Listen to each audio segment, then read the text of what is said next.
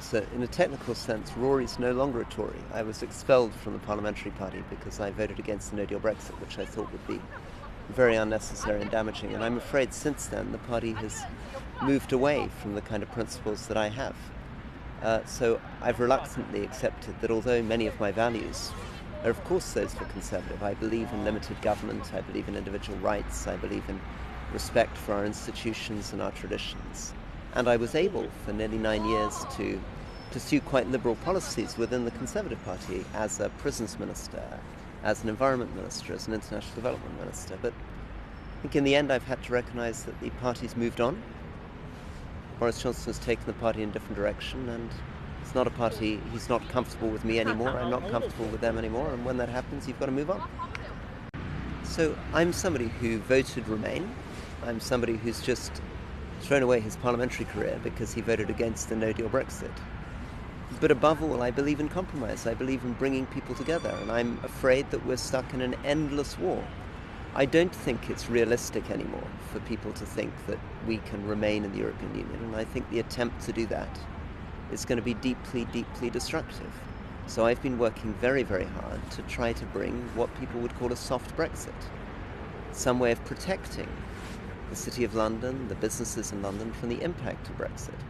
And I think we're just going to have to work out how to compromise. But there's a second thing which is really important, which is nobody can look into the future.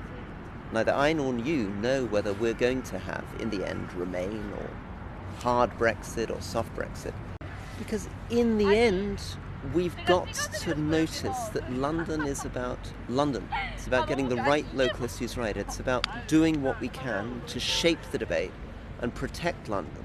But the decision on Brexit is made by number 10, and it's made by this building here, by Parliament. So the job of the mayor is to try to keep people together, make our case, argue for what we believe in. Immigration is hugely important to London, vital for the future of the city. But people shouldn't pretend that the job of Mayor of London and the job of Prime Minister is the same. And when people make that mistake, they're not really making the operational difference that you need to make on the streets of London. Absolutely. The one thing we know about him is that he has a sense of humour.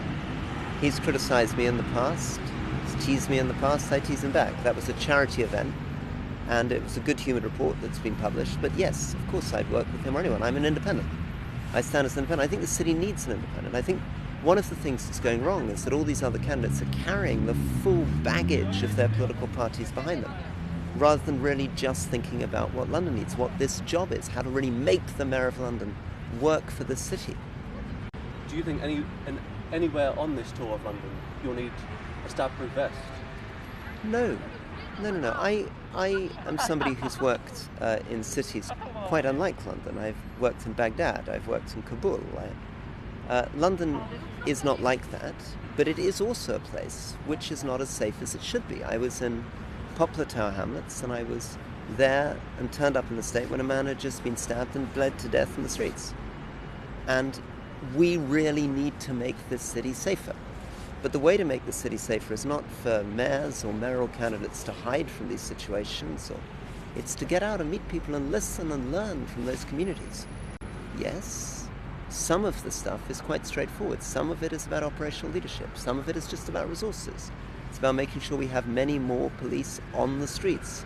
Not just more police, but more police on the streets. But it's also about listening to communities. It's about understanding their concerns. It's about getting the right balance between basic rules and challenging people. But above all, it's about listening. The one thing that makes me guilty talking to you, to be honest. I keep pontificating at you. My style of politics isn't really this. It's about sitting and standing and listening to people.